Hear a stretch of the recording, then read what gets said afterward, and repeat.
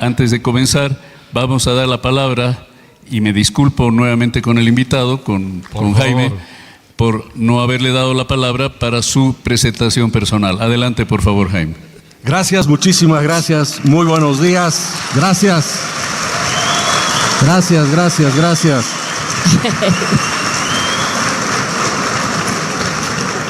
Mi nombre es Jaime Dum, he nacido un 21 de mayo de 1968 en Camiri, provincia cordillera de Santa Cruz. He vivido casi toda mi vida en La Paz y otra gran parte en los Estados Unidos. Sangre tarijeña por parte de mis padres, así que me considero un chaqueño paceño internacional. Y me da mucho gusto estar aquí. Quiero saludar especialmente a mi amigo Oscar, a Fernando, por supuesto a cada uno de los panelistas por esta iniciativa. También felicitarlos. Creo que es el momento de empezar a plantear ideas. Es el momento de olvidarnos quién va a la cabeza y cuál es la encuesta para elegir al candidato. Ya hemos pasado toda esa historia. Creo que es momento de debatir, de plantear ideas, intercambiar puntos de vista. Yo sé que el currículum generalmente es lo que se lee en una presentación, pero yo creo que los currículums ya no valen nada. Quieren conocer a las personas. Yo personalmente quiero saber de qué trata una persona, más allá que de dónde estudió. Bueno, yo les voy a confesar y les voy a decir cómo me veo. Soy una persona que siempre está aprendiendo. Soy inquieto, soy protestón, que cree que todo siempre puede ser mejor. He sido analista financiero, económico y opinador porque no soportaba ya la indiferencia y los quejones que se quejan siempre y nunca dicen nada en público. Creo de verdad en los derechos inalienables, del derecho a la vida, a la libertad, a la propiedad privada, sobre todas las cosas también la seguridad jurídica. Yo creo que el problema de los bolivianos es netamente cultural, no nos enseñan lo correcto. Nunca me pregunto por qué los bolivianos somos pobres, siempre me pregunto por qué no somos ricos. Creo en el emprendedor, creo en el empresario como los elementos fundamentales de una economía y como grandes benefactores sociales. He hecho leyes sin ser abogado, hablo de economía sin ser economista. He estudiado la primera parte de mi vida universitaria, física y matemáticas, pero me he graduado en Relaciones Internacionales, he estudiado finanzas y tengo un masterado en Administración de Empresas. Pero sobre todas las cosas, soy un feliz abuelo. Gracias.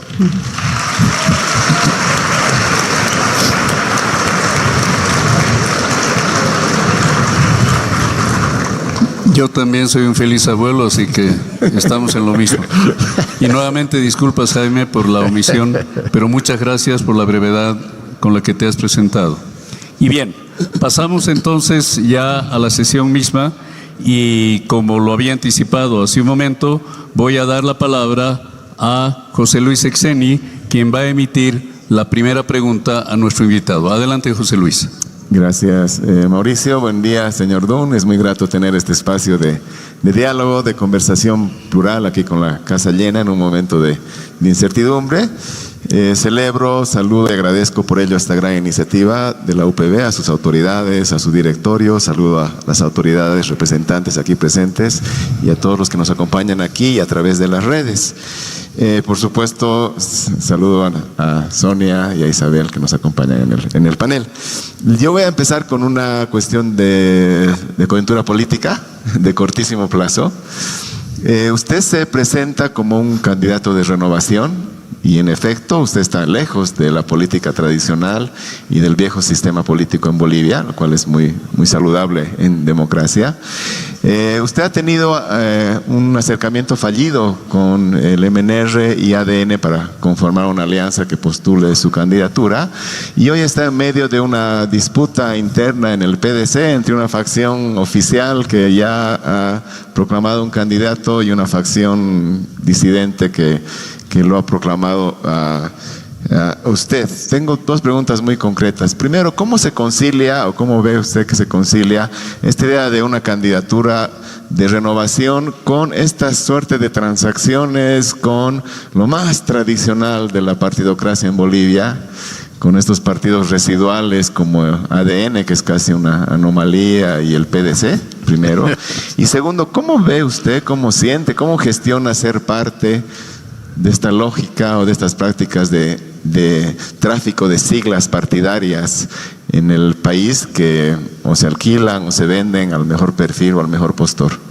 Excelente pregunta, y mira, me da la oportunidad también capaz de aclarar algunos temas, ¿no? de ese proceso.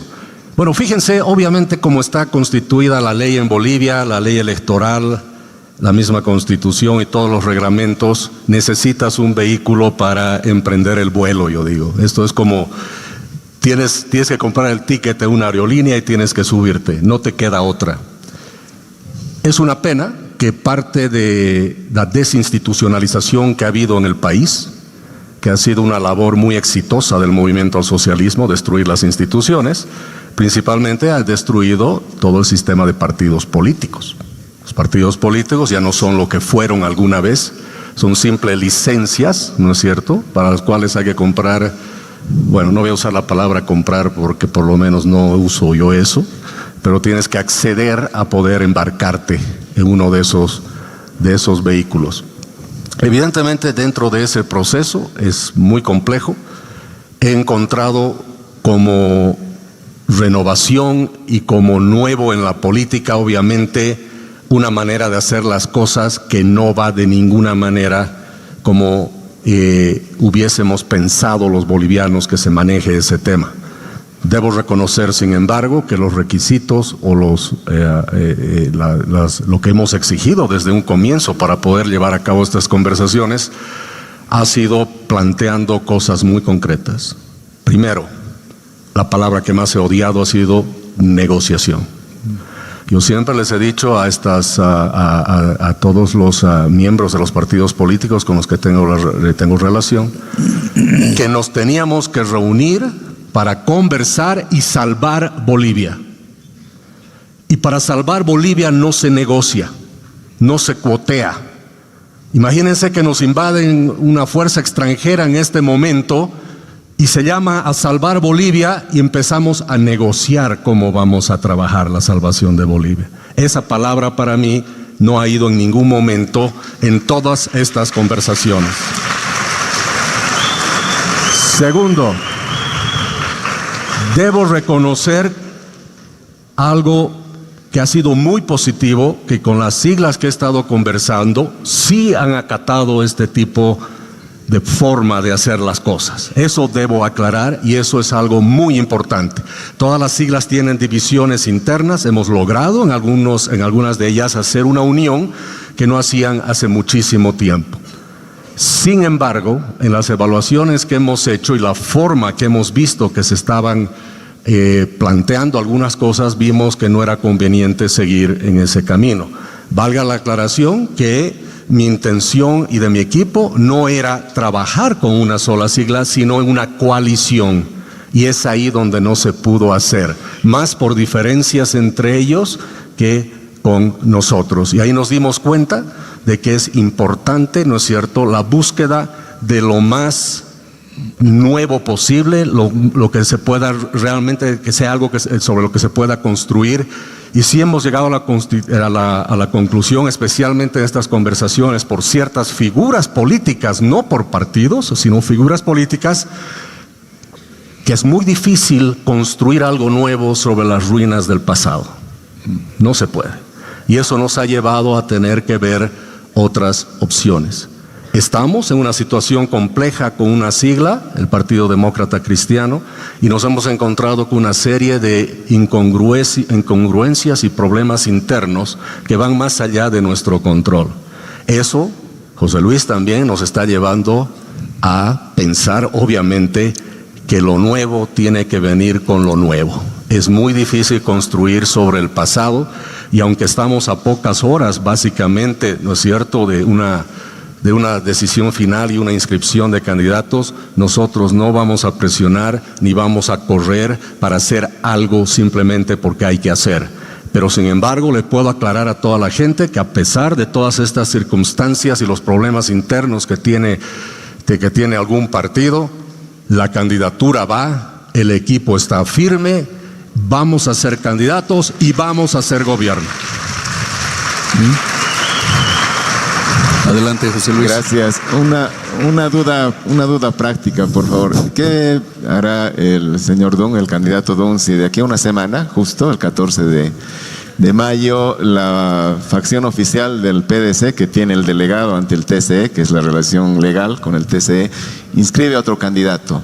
¿Usted va a buscar otra sigla? ¿Cuál? ¿Se va a adherir a otro proyecto político o se va a replegar y más bien va a construir su propio vehículo pensando en una futura elección? No existe el tiempo para la construcción de un nuevo vehículo. Tenemos que ver los aviones que están ahí, con cuál subimos.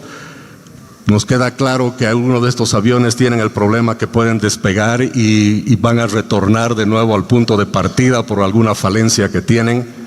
Sí te puedo decir, como joven en la política, buscando la renovación, buscando el tema de poder consolidar la sigla, viendo todas las opciones y siendo justamente muy abierto a todo lo que estamos viendo. Hemos visto también, no lo puedo decir con lujo de detalle para no violar el principio de confidencialidad, por supuesto, y la confianza que hay en este momento, pero evidentemente hoy en día nuestra fuerza política en realidad tiene más opciones que hace una semana atrás. Muy bien, vamos a pasar con la segunda pregunta y darle la palabra a Sonia Montaño. Bueno, muchas gracias. Buenos días a todas y todos. Usted ha sido muy claro y ha abundado en muchas entrevistas y escritos respecto de su diagnóstico sobre las crisis económicas. Mi pregunta es, especialmente dado que a usted no le gusta la negociación, ¿qué va a hacer con el Fondo Monetario Internacional, con quien para algunos habría que negociar? Y si esa negociación requeriría una reducción de, sobre todo, trabajadores del sector de salud y educación para justamente reducir el déficit fiscal. Si fuera así, quisiera que usted nos explique cómo pretende actuar, especialmente en la primera fase de su gobierno. Sí, mira, Sonia, gracias por esa pregunta. Obviamente es muy importante y yo lo vengo diciendo y lo voy a repetir. Lo que pasa es que hay que tener un diagnóstico correcto sobre cuál es el problema que tenemos en la economía en este momento, porque si no tenemos el diagnóstico correcto, no vamos a tener la solución. El mismo gobierno, como muchos, cree que el problema de la economía es la falta de dólares y la falta de combustibles. Esos no son los problemas. Esos son los resultados del problema, son las consecuencias del problema. Son los síntomas de la enfermedad. Entonces, por eso decir yo voy a traer dólares o me voy a prestar tanto, no te soluciona el problema de fondo. ¿Cuál es el problema de fondo? Es muy sencillo, que se gasta más de lo que se tiene. Que se ha gastado en los últimos años en déficit fiscales 45,000 millones de dólares más de lo que se tenía.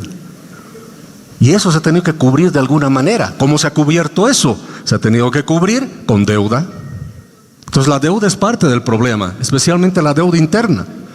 ¿Y quién le presta al gobierno la deuda interna? Principalmente el Banco Central. ¿Y el Banco Central de dónde saca los recursos para prestarle al TGN? Vendiendo oro, vendiendo las reservas, por supuesto, e imprimiendo billetitos. Bueno, tengo que aclarar, para no tener otro juicio penal, que no imprime el Banco Central, sino manda a imprimir a algún lugar en alguna parte del mundo. Entonces, esa es la manera que se ha financiado estos déficits fiscales. Pero el problema es que al debilitar las reservas del Banco Central, el Banco Central se ha quedado sin las armas ni el armamento suficiente para poder defender el tipo de cambio. Entonces eso ha hecho que tengamos una devaluación de facto y por el otro lado que desaparezcan los dólares. Y como no hay dólares, no hay gasolina. Entonces, ¿cuál es el problema de la economía? No es la falta de dólares y la falta de combustibles, es el exceso de gasto público. Ahora, ¿cómo resolvemos el tema? Y tú has mencionado, haciendo la alusión a empleados sector público, educación, como si se tendría que ir a cortar por ahí. No es así. Miren, veamos lo siguiente y pongamos algunas cifras rápidamente. Primero, la economía boliviana, yo digo que es como un peatón que ha sido atropellado por un bus y ha perdido más o menos 5.000 millones de litros de sangre o 5.000 millones de dólares. A alguien que tiene una hemorragia de esa magnitud, si le pones más sangre, se va a salir la sangre tan rápido como entra, si no cortas el gasto público. ¿Por dónde empiezas? Libera la importación de combustibles. La liberación de verdad de la importación de combustibles significa más o menos que el 15% entre agro y minería puede traerse a Bolivia, significando un ahorro de más o menos 600 millones de dólares. Hay un sobrecosto muy claro y marcado en la importación de combustibles por parte de yacimientos, que son más o menos 300 millones de dólares. Por el otro lado, el hecho mismo que la minería y el agro grande se traigan su combustible te va a ahorrar otros 400, 500 millones de dólares en subvenciones a los combustibles.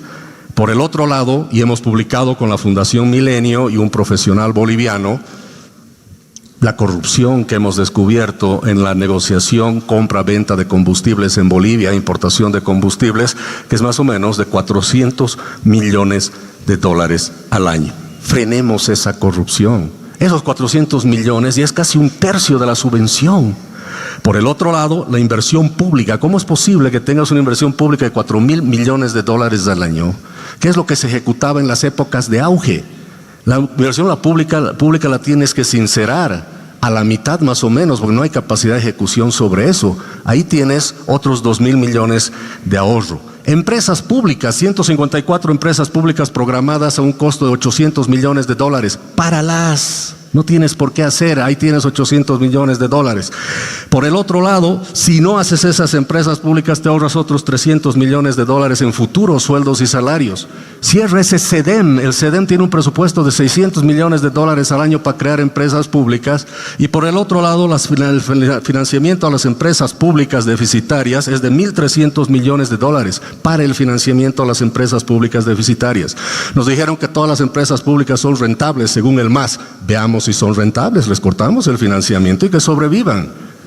Y te ahorras 1.300 millones de dólares. He perdido la cuenta, más de 7.000 millones de dólares en ahorro, en cortes, querida Sonia, y no hemos despedido a nadie. Adelante, por favor.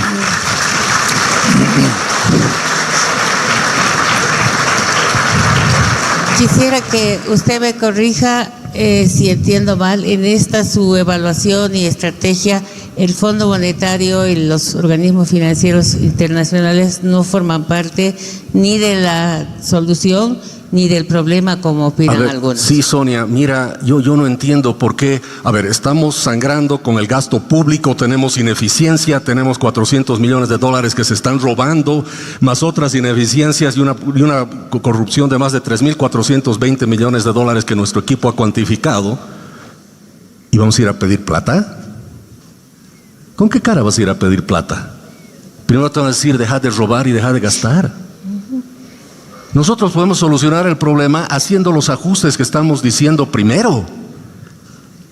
Por favor, no hay ajuste de verdad si simplemente consigues más dinero para seguir gastándolo. Da una señal de confianza a la comunidad internacional de que estás cambiando el país de verdad y que estás siendo eficiente con los recursos públicos. Eso por un lado. Por el otro lado, Fondo Monetario te va a prestar máximo 6 veces lo que tienes aportado, que son 300 y algo millones de dólares, son 1.800 millones de dólares. Basta que cierres el CEDEM y dejes de financiar a las empresas públicas, tienes sin prestarte la misma cantidad de dinero. Entonces, por favor, no piensen que la solución es más deuda. La solución es ajustar el gasto, reducir la corrupción y, lo más importante, reactivar la economía como bolivianos. Nos animemos a ser bolivianos de una vez. Muchas gracias. Isabel, vamos contigo, por favor. Gracias y bueno, un saludo a todos y todas las presentes.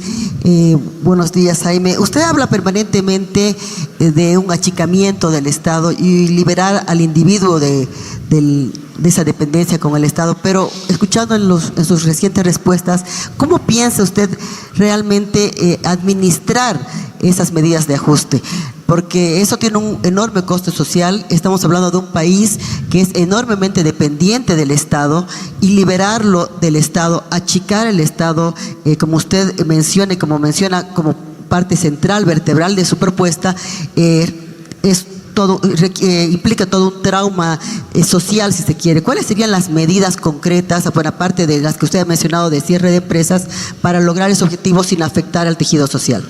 Mira, básicamente, Isabel, con lo que te acabo de decir, reducción de 7,000 millones de dólares de gasto público y es reducción del Estado. Si la reducción del Estado no significa simplemente el decir voy a despedir gente y porque lo quiero hacer más chiquito, porque me gusta que es más chiquito, simplemente hacer todas estas reducciones presupuestarias, el Estado se empieza a reducir.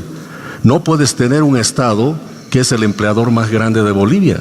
No puedes tener un Estado que por el otro lado resulta que te arrincona al sector privado. El sector privado puede hacer muchas de las cosas que está haciendo el Estado hoy en día.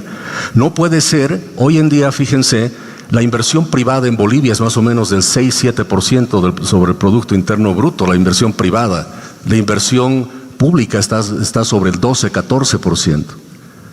En Latinoamérica el promedio de inversión privada es del 14-15% y la inversión pública es alrededor del 5-6%. Hemos arrinconado al sector privado. El Estado se mete a hacer absolutamente todo y eso no es necesario. ¿Y cuáles son los resultados? Gasto total y absoluto. Litio, 1,000 millones invertidos, 32 millones exportados de carbonato de litio. Entonces, la reducción del Estado va por la reducción del gasto, no necesariamente el corte físico. Ahora, por supuesto, si hay empresas estatales que no van a sobrevivir cuando se les corte el financiamiento, seguramente van a tener que hacer ajustes. Ahora, hay un tema bien importante que también quiero mencionar, Isabel. Tienen que darse cuenta que los ajustes en la economía no son acciones que se toman de manera separada y aislada de otras, son un paquete de medidas. Se tiene que, por ejemplo, incentivar el sector privado. Nosotros tenemos un programa de reducción de impuestos muy importantes. A mediano plazo, una reforma laboral también fundamental. Basta que elimines el IT y el ITF, vas a crear mayor actividad económica en este país, porque son impuestos que no tienen ningún sentido, por ejemplo. El rato que des seguridad jurídica y la inversión empiece a volver al país y realmente volver a invertir, volver a producir y contratar no sea un trauma en el país, vas a generar las condiciones para que cualquier generación de desempleo que se dé por un lado va a poder ser absorbido inmediatamente por el sector privado. Seamos claros, el empleador más grande de Bolivia es el sector privado. Y debe de continuar así. Y tenemos que hacer que el sector privado tenga las condiciones para absorber cualquier diferencia que se vaya a dar por recortes que tienes que hacer, que necesitas que se haga.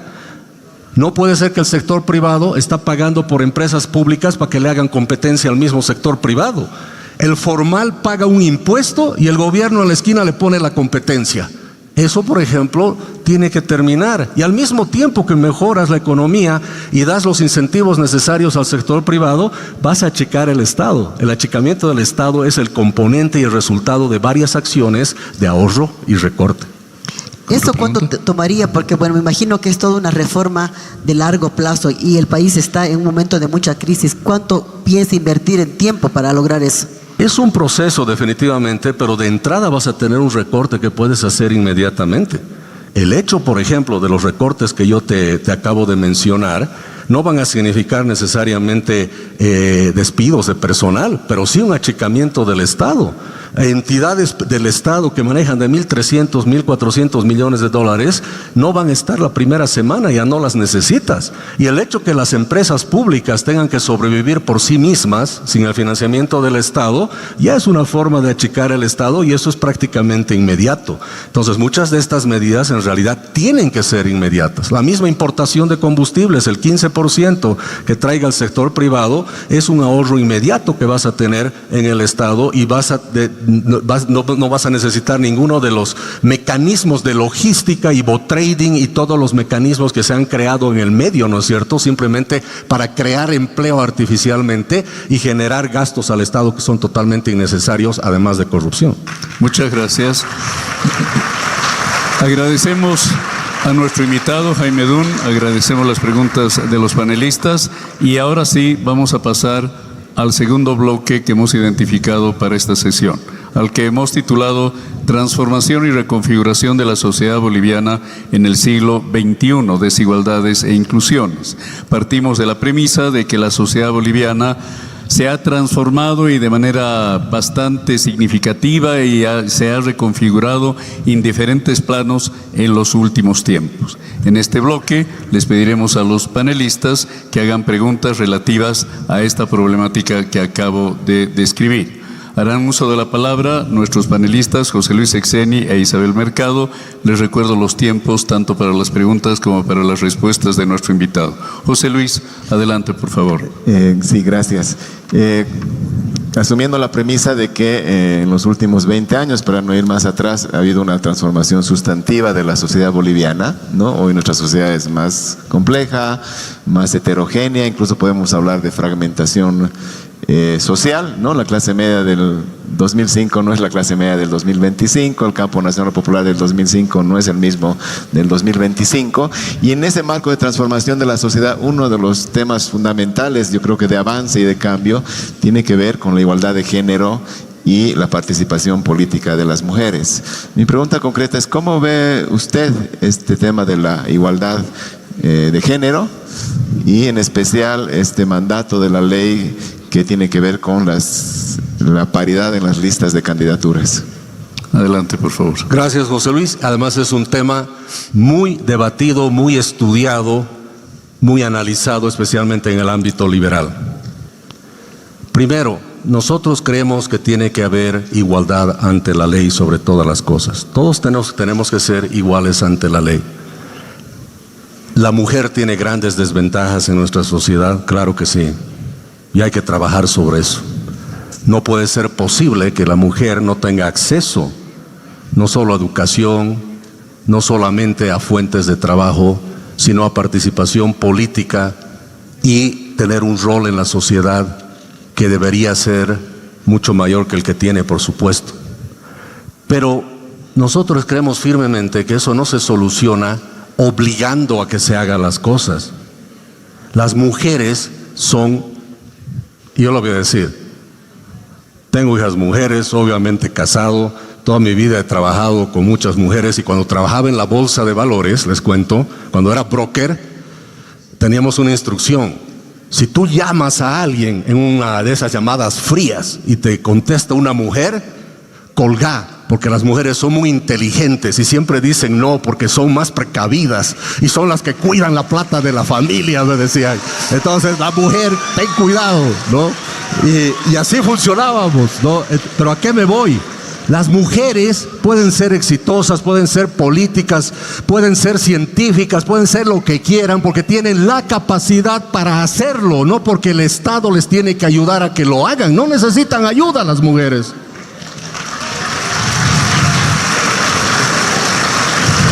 Resulta que yo he llegado a ser senadora porque el Estado ha dicho que yo debo ser parte de una cuota. Por favor, no necesitan de ninguna cuota. Esas cuotas que pone el Estado más bien perjudican. Porque si dice 50-50 mujer, por Dios, ¿por qué no 100% mujer? Si son mejores. Los trabajos, las participaciones, el ámbito de la política, lo que sea, ahora que estamos haciendo nuestras listas para diputados y senadores, estamos con eso del 50-50, ¿no es cierto? Y nos encontramos con un montón de temas. Che, pero aquí podría haber otra mujer. No, no se puede, hermano. La ley dice que tiene que ser un hombre. ¿Por qué? ¿Queremos lo mejor o no?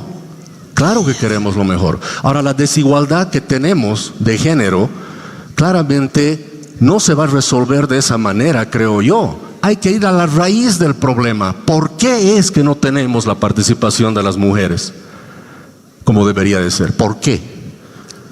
Les aseguro que no es porque los empresarios hombres se reúnen en una habitación y dicen no contratemos mujeres.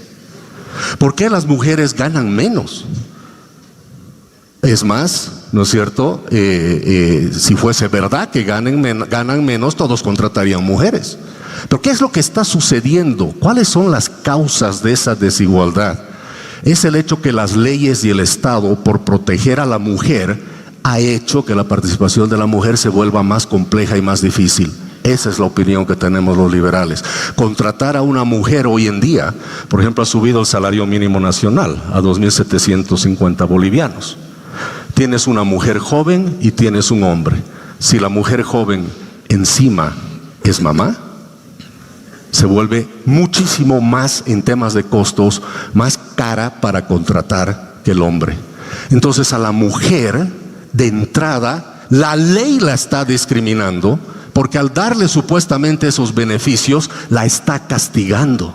Está haciendo que su contratación sea más cara, cuando en realidad no debería ser así. ¿Quieren igualdad? Perfecto, que contratar a un hombre y una mujer cueste exactamente lo mismo. Y van a ver que en la mayoría de los casos, la mujer va a ser contratada. José Luis, una contrapregunta. Adelante, por favor. Sí, muchas gracias. Entiendo que quizás no es tanto igualdad de capacidades, sino de oportunidades. Todos los estudios, sin excepción, demuestran que cuando no hay ley, los partidos políticos no inscriben candidatas mujeres. Entiendo que usted está en contra de esta paridad obligatoria.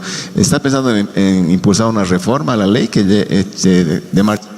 No, totalmente no. No te estoy diciendo que esté en contra de la paridad obligatoria. Lo que estoy en contra es de que se arme una situación donde se esté obligando sencillamente por un tema de sexo. Lo que debería ser obligatorio es que sean los mejores bolivianos y resulte lo que resulte. Nosotros queremos lo mejor, no simplemente, ¿no es cierto?, que se vaya por algo que queda obligado cuando tú tienes muchas mujeres que son muy capaces. Ahora, hoy en día, mira, ya hemos tenido la experiencia de la elección de magistrados donde se tenía que presentar hombres y mujeres, no se podían hacer las listas. ¿Por qué? Porque estaba todo concentrado que es obligatorio que se haga de esta manera o de esta otra manera. Por favor, animemos otra vez, seamos más renovadores en esto. Busquemos que sea la capacidad lo que defina, la capacidad. Lo que queremos es lo mejor. Y quitemos todas esas trabas más bien que hacen que la mujer esté en desventaja. Una mujer que es más cara para contratar, una mujer que es mamá, es incontratable en este país. Y eso no puede suceder. ¿Desde cuándo hemos visto pues una situación donde sea tu propio gobierno, tu propio estado, que te impida entrar a la fuerza laboral como debería de ser? Por eso yo insisto, no se trata simplemente de decir esto debe ser así o asá. El resultado tiene que ser que debe ser lo mejor. Y si lo mejor es 100% mujeres, pues bienvenido. Gracias al invitado. Pasamos con Isabel, por favor. Gracias. Yo quisiera compartir con usted, Jaime, su optimismo en relación a la participación de las mujeres, no solo en la política, sino en diferentes ámbitos.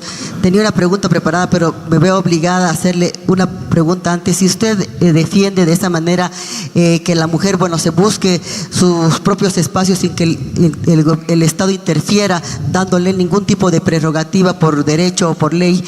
Por ejemplo, ¿por qué los liberalistas o los libertarios, de los que usted más o menos forma parte, por ejemplo, quieren legislar los derechos sexuales y reproductivos, evitando, por ejemplo, el aborto en las mujeres? ¿Por qué sí se legislan algunas libertades y otras no? Gracias. Tu libertad empieza y termina donde empieza la libertad del otro.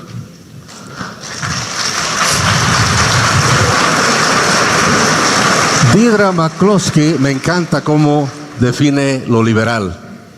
Ella dice, tú como liberal puedes mover tus manos como te dé la gana hasta la distancia máxima de la nariz del prójimo. No puedes pasar de ahí. No puedes pasar de ahí. Pero el cuerpo de la mujer es su propio cuerpo. Creemos en el derecho a la vida desde la concepción. Eso es vida. Eso tiene su propio derecho. Y tú estás atentando contra ese derecho de otro ser humano cuando tú crees que vas a definir si ese ser va a vivir o no. Esa es la posición que tenemos. Entonces, por eso, derecho a la vida, derecho a la libertad, derecho a la propiedad privada y justicia. Esas son las 4 cosas que queremos. Perfecto. Ahora quisiera una hacerle la pregunta que tenía preparada. Respeto a su opinión, la pregunta que tenía preparada. Usted en sus columnas, porque usted ha sido columnista durante mucho tiempo, se refiere a un personaje, digamos, que usted llama Juan del Pueblo, ¿no? José María del Pueblo, José María del Pueblo, a quien usted se refiere como un boliviano promedio, digamos, como un boliviano al cual referirse. ¿Cómo lo ve usted a ese boliviano? ¿Cuáles serían las características que según usted tiene el boliviano al que usted se dirige en sus artículos y que supuestamente es el votante al que usted está dirigiéndose ahora que es político? Muchas gracias. Agradezco, Isabel. Pocos se acuerdan de esas columnas. En realidad son cerca de 15 columnas que llevan el título de José María del Pueblo. Y justamente José María es porque es José, porque es María, para que hablemos en realidad de que la misma problemática tiene el hombre y la mujer, y es el ciudadano del pueblo. En todas esas columnas, justamente, ¿de qué hablo y a qué hago referencia? Hago referencia a que el ciudadano promedio ya no es un ciudadano libre que puede de una forma autodeterminada tomar decisiones, porque todo viene definido de alguna manera por otro lado. Por ejemplo, una de las columnas de José María del Pueblo es que José María del Pueblo, eres cada día menos libre y no lo sabes. ¿A qué me refiero con eso? Todos los días nosotros somos menos libres y no nos damos cuenta. El hecho de que no puedes sacar tus dólares es menos libertad. El hecho que tienes que hacer 8 horas de cola por gasolina es menos libertad y está atentando a tu propiedad privada. El hecho de que tú tienes un emprendimiento que quieres hacer y el gobierno no te deja por la burocracia, eres menos libre.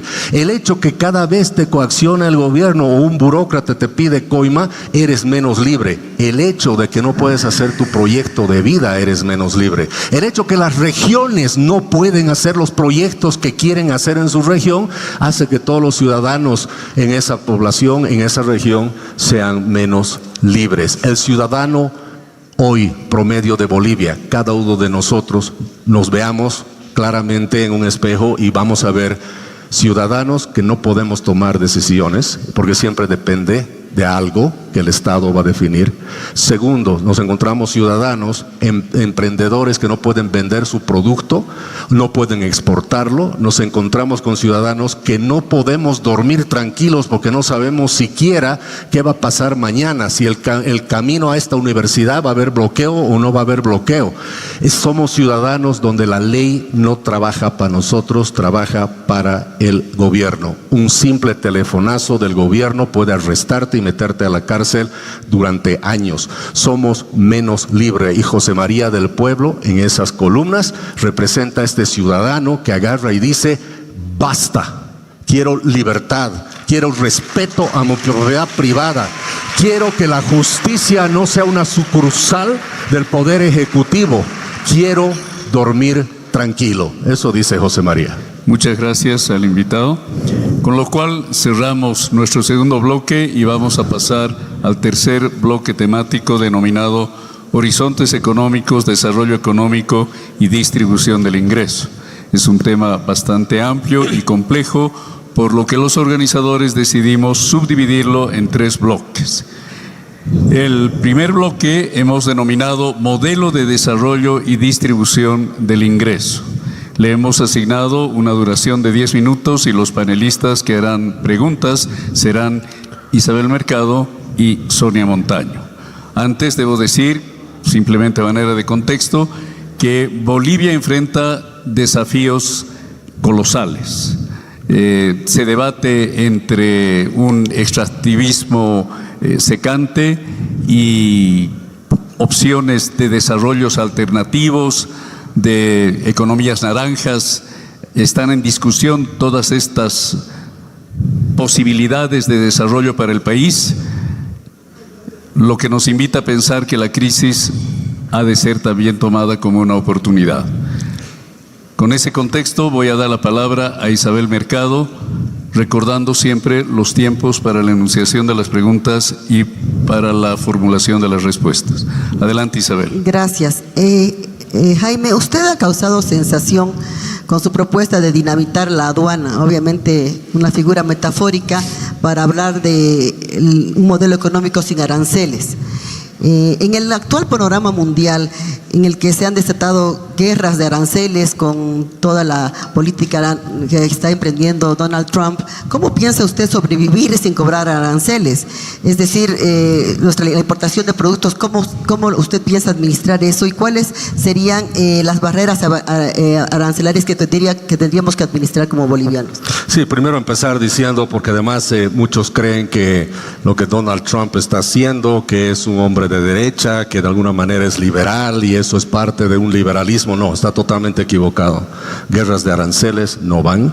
Creo que es una de las peores políticas que tiene el gobierno americano hoy en día, lamentablemente.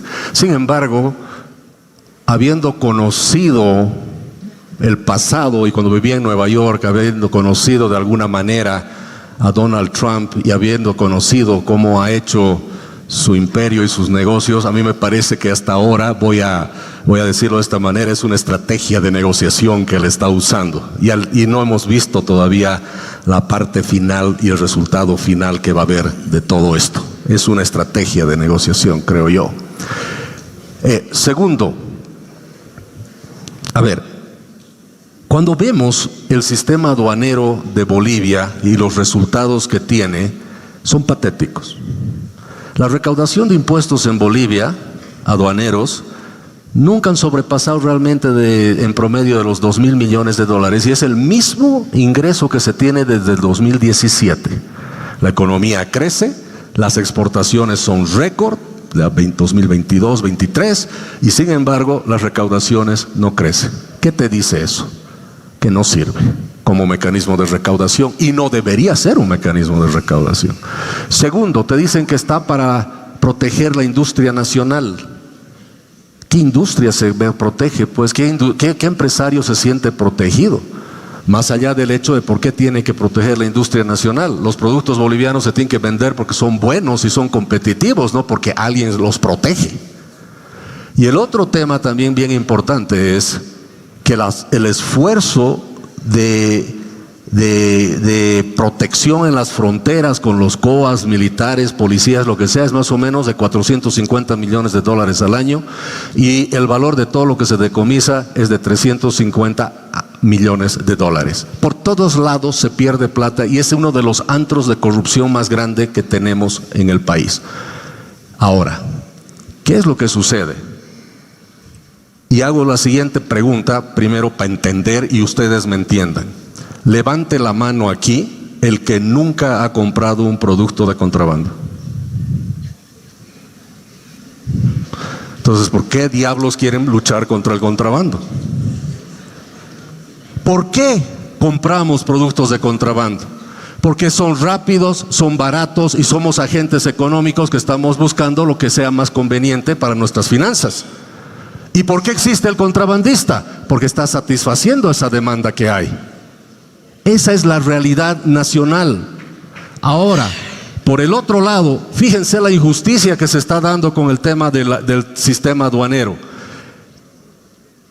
Un producto, un automóvil, yo hablaba con unos transportistas aquí de minibuseros y me decía, un minibús en Corea del Sur vale $14,000 y puesto en Bolivia vale básicamente 28,000, 30,000. ¿Por qué? Por impuestos y aranceles principalmente que se le pone, algo que ni siquiera producimos. El boliviano minibusero que gana 17 veces menos que el surcoreano tiene que pagar el doble. No solo está atentando contra la libertad de ese ciudadano que quiere trabajar tranquilo, sino se le está confiscando también su patrimonio. Y por eso no solo se le confisca el patrimonio, sino ese señor es menos libre. ¿Por qué? Porque ha pagado $14,000 más que hubiera usado para otra cosa libremente y no lo puede usar porque se lo ha confiscado el Estado. Si queremos realmente que haya mayores libertades y haya realmente un crecimiento patrimonial en los agentes económicos, empecemos con dinamitar figurativamente la aduana nacional. Los bolivianos debemos de acceder a los productos a nivel mundial Y empecemos por aquellos productos que no producimos en Bolivia durante un año. Eso significa más o menos 75% de los productos que consumimos, que importamos, ni siquiera los producimos en este país. He hablado con contrabandistas, me escriben todos los días. Uno de ellos me dice: don Jaime, soy uno de los 6 contrabandistas más grandes de Bolivia y quiero hablar con usted. Y le digo: ¿y por qué 6? Es que usted está en speaker y los otros 5 están al lado mío. Y queremos una reunión. Nos hemos reunido durante 2 semanas. Me han explicado cómo traen 10,000 bicicletas de contrabando desde Shudou, China. 40 y algo, 50 y algo días de viaje. Toda esa logística, paga lo que tiene que pagar, costos, impuestos, todo paga, licencias, todo. ¿Y saben dónde se vuelve contrabando? En la frontera con Bolivia. Conclusión: el problema es Bolivia. Hemos hecho un análisis del costo del contrabando. Y si alguien quiere hacer un trabajo de grado, una tesis, hagan el costo del contrabando. Sale más o menos 12%, no es gratis, tiene costos el contrabando. La coima es parte del costo operativo. 12%. Ponemos un arancel, impuesto máximo a cualquier producto que se importe en Bolivia del 8%, y todos los contrabandistas se vuelven formales al día siguiente. El contrabando tiene una solución económica. Gracias. No es con fuerza ni coacción. Gracias, Jaime. Y ahora pasamos, por favor, a Sonia. Ay, don Jaime, es usted muy vehemente, ¿no? ¿Cómo gobernará? La verdad es que yo tenía una pregunta relativa a lo que usted ya me ha respondido respecto a la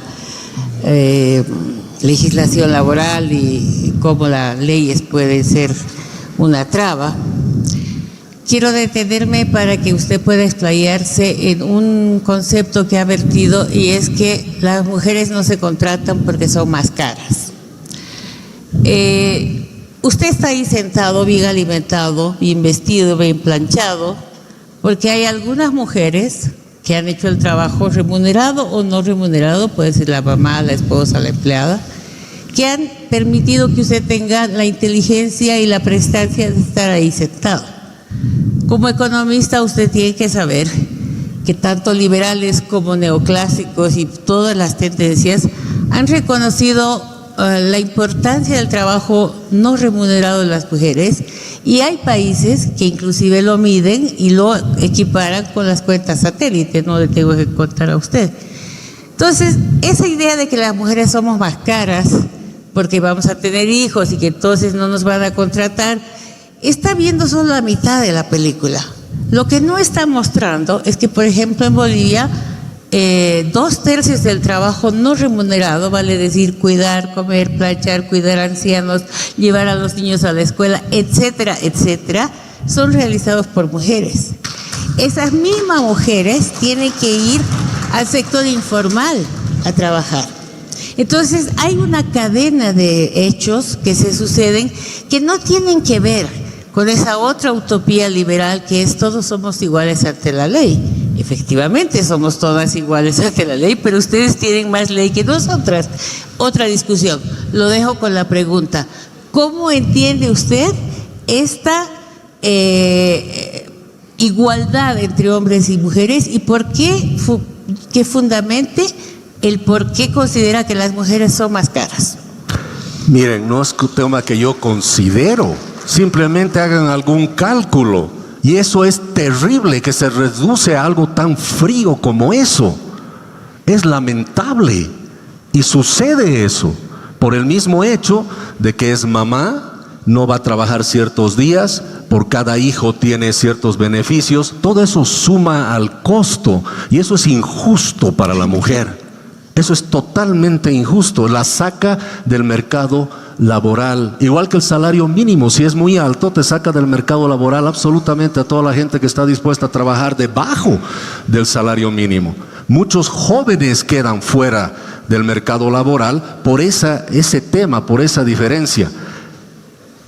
¿por qué tiene que ser no remunerado ese trabajo, no es cierto?, que está haciendo la mujer? ¿Y por qué lo tiene que hacer solo la mujer? ¿Dónde dice que la mujer tiene que hacer todo eso solo ella? Podemos que trabajar por eso en una sociedad donde, si queremos que haya igualdad ante la ley y haya igualdad de oportunidad en el trabajo de la mujer, no podemos hacer que, debemos trabajar en una sociedad para que la mujer no termine con tantas cargas, porque esa es parte de la injusticia que hay. Es más, si sacan mañana una ley y dicen, desde ahora la mujer, para que tenga mejores oportunidades, va a ganar el doble que el hombre, ¿cuántas mujeres creen que se van a contratar? Estoy poniendo un ejemplo extremo, pero eso es lo que está sucediendo lamentablemente. Las mujeres tienen toda la capacidad, y por el hecho de tener esa bendición de Dios de ser madres, me parece muy injusto que quedes fuera del mercado laboral. Por eso es bien importante trabajar más bien en mecanismos de que eso no vaya a suceder. Por ejemplo, en vez de pagar ciertos subsidios y ciertos costos que encarecen, digamos, el tema laboral, trabajemos con el mismo sector privado en otras alternativas, pero no dejemos que las mujeres queden afuera por el hecho de que son madres. Eso me parece lo más injusto. Es más, por el hecho de que es mamá la mujer, no logra estudiar como debería también, tiene que abandonar los estudios, no puede, ¿no es cierto?, seguir estudiando más allá de cierta edad. Todas esas son cosas de injusticias que se dan, que hay que eliminarlas y hay que trabajarlas, pero no obligando a alguien que se haga cargo de eso, sino podemos trabajar de otra manera. ¿Cuántas mujeres doctorados, PhDs hay? No hay el mismo número que hombres, pero no es porque la mujer no es capaz, es porque tiene trabas en su desarrollo académico también. Entonces, enfoquemos el problema de esa manera y le encontremos una solución, pero no hagamos que sea todo obligatorio que se haga de cierta manera, porque eso va en desmedro de la misma mujer. Eso es lo que quiero que entiendan. No estoy diciendo que estoy en contra de algo o, ¿no es cierto?, diciendo a favor del hombre porque el hombre es mejor. Repito, las mujeres, para mí, en temas financieros, innovar, creatividad y ese tipo de cosas también está comprobado, Sonia. Y temas de seguridad y alerta mental son mejores que los hombres. Ustedes saben por qué. Una vez me subí a un avión F-15 en Estados Unidos y la voz, que ahora es del GPS, es de mujer. Y yo le pregunté a uno de los pilotos por qué la voz es de mujer. Y dijo, porque está comprobado que la voz de mujer es una voz que biológicamente tiene cierto tono y tiene cierta forma de pronunciarse las palabras que hace que el hombre le ponga más atención. Por eso la mujer, la voz de la mujer siempre está en todo lo que necesita atención. Vamos con una contrapregunta, por favor, Sonia, adelante. Bueno, me siento muy elogiada como mujer, tantas maravillas que habla. Sin embargo, el tema de fondo es, ¿qué hará usted? No para compensar los costos laborales directos, como el salario, sino ¿quién cuida? Yo le decía, usted está aquí muy bonito, bien inteligente y bien vestido, porque hay un trabajo no remunerado que se hace en la casa, en los hogares, y que significa riqueza para el país. Entonces, no estoy hablando de cómo acortar la brecha salarial, que es otra discusión. Estoy hablando de cómo, por ejemplo, ofrecerle a las mujeres servicios de cuidado, porque usted me dirá, vamos a ir los hombres a cuidar a los abuelitos, vamos a ir los hombres a cocinar, vamos a cambiar pañal. Ese es el cambio cultural que las mujeres quisiéramos ver de un gobierno que no tiene que ser feminista, que no tiene que ser decente, ver que las mujeres trabajan sin cobrar, que no duermen y que sin embargo, a pesar de que estudian, usted dice no hay doctoradas, pero las mujeres son más estudiosas y tienen mejores resultados que los hombres. Así es. De nada nos sirve porque la cúpula empresarial sigue siendo como las de ustedes.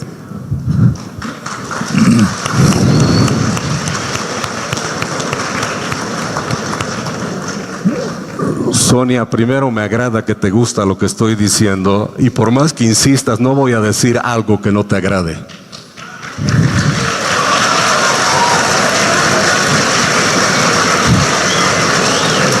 ¿Cómo vamos a solucionar ese problema?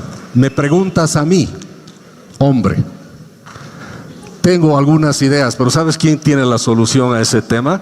Tú y todas las mujeres que están aquí. Díganos qué se necesita hacer. No creas, mira, tú eres feminista y le estás pidiendo a un hombre que solucione el problema. Por favor, ustedes tienen la capacidad para hacerlo. Si quieren, después nos reunimos y sacamos el proyecto de programa que vamos a hacer para que se pueda dar lo que tú estás diciendo. Gracias. Gracias.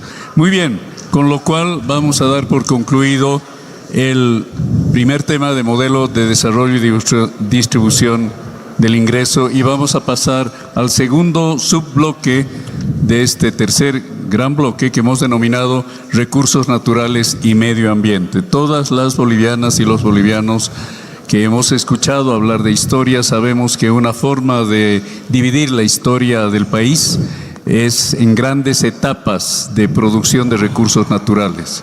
De una parte la plata, luego el estaño, luego el gas y ahora aparentemente el litio. ¿Qué es lo que nos deparan los escenarios actuales y los futuros? Eso vamos a tratar de indagar a través de la participación nuevamente de Sonia, acompañada de José Luis, quienes harán las preguntas relativas a recursos naturales y medio ambiente. Adelante, Sonia, por favor. Gracias, Mauricio. Usted ha hablado acerca de la importancia de una sociedad libre, sin injerencia estatal, y por supuesto en el tema de los recursos naturales hay toda una normativa constitucional, hay compromisos internacionales, hay protección del medio ambiente. Y sin embargo, el gobierno del MAS en los 20 años que ha gobernado sobre el amparo del Estado protector e interventor, no ha respetado esa normativa.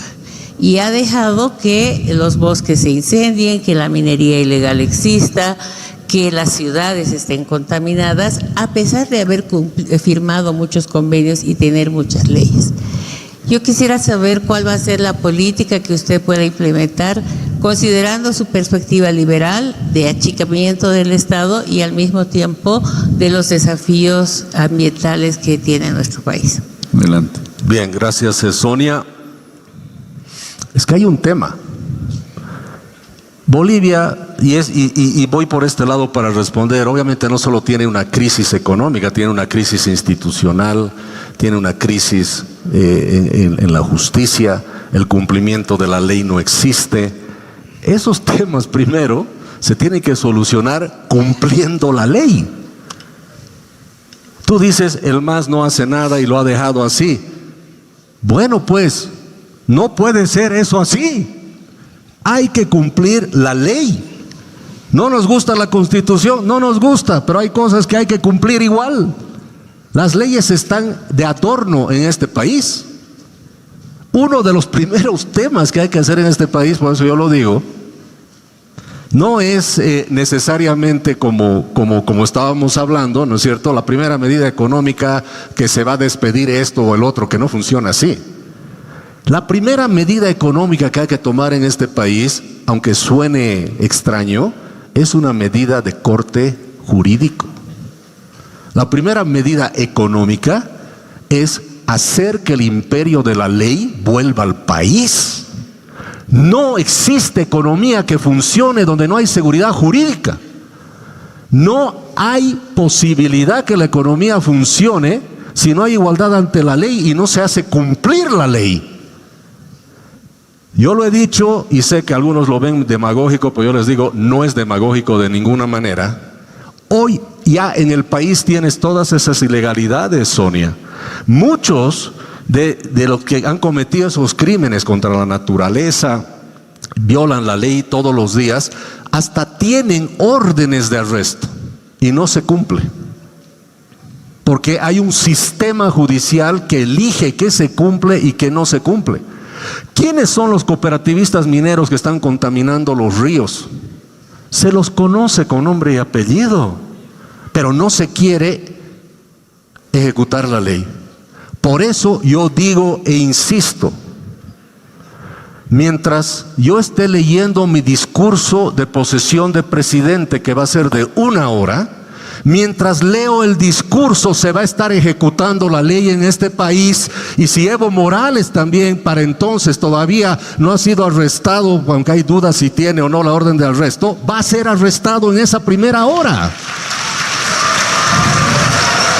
Y esos magistrados autoprorrogados que están en flagrancia en el incumplimiento de la ley van a ser arrestados junto a él. Y todas esas órdenes que están contra los que violan la naturaleza, los que queman bosques, todas esas leyes van a ser derogadas, y los que han incumplido la ley van a tener que ser arrestados y cumplir la ley. El presidente lo único que tiene que hacer es pedir que la ley funcione, nada más. Entonces así vas a empezar, Sonia, la protección del mismo medio ambiente. La quema de bosques, 10 millones de hectáreas más los 6, 7 del año pasado, todo eso está por un lado con protección judicial, por el otro lado por un paquete de 7, 8 leyes incendiarias, y por el otro lado por protección a avasalladores, con protección que viene desde el mismo gobierno. Entonces, ¿cómo se soluciona el problema? Haciendo que este país sea normal, pues, que la ley funcione. Para empezar. Muchas gracias. Vamos a dar paso a una contrapregunta. Muchas gracias, Jaime. Debo entender entonces que el marco jurídico que rige la política ambiental de nuestro país va a ser cumplido por su gobierno. Tú tienes leyes hoy en día que tienes que cumplir sí o sí, y están vigentes. Hay que hacer reforma judicial y reforma a la misma Constitución, claro que sí. Pero hay leyes hoy en día que igual tienes que cumplir, te gusten o no. Y es más, no todas las leyes, seamos claros, son malas. No todo lo que está ahí está malo. Por ejemplo, dice que si matas a alguien entras a la cárcel. Eso está en la ley, la tienes que cumplir. La ley también dice, si cometes, ¿no es cierto?, delitos medioambientales, también tiene penalidad, pero la hagamos cumplir. No podemos pensar en un futuro en Bolivia haciendo leyes que no se cumplen. Empecemos haciendo cumplir las que hay, antes de pensar que tienes que hacer otras. Y por supuesto, cada ley que se reforme tiene que ser para mejorar, no para ir para atrás.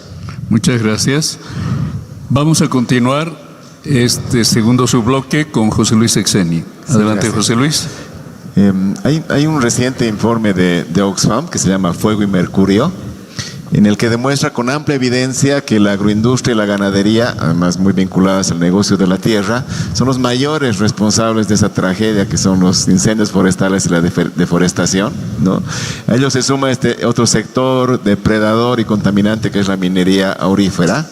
Pese a ello, el Estado privilegia a estos sectores con subsidios, créditos, subvenciones, muchos privilegios. Mi pregunta es, ¿qué haría usted para evitar que ambos sectores, con el aval del Estado y total impunidad, sigan destruyendo la naturaleza, nuestros ecosistemas, la biodiversidad? Perfecto. Mira, José Luis, otra vez, hagamos cumplir la ley. Empecemos por eso. Hay complicidad en Bolivia entre el gobierno y todos estos grupos irregulares. Hay complicidad.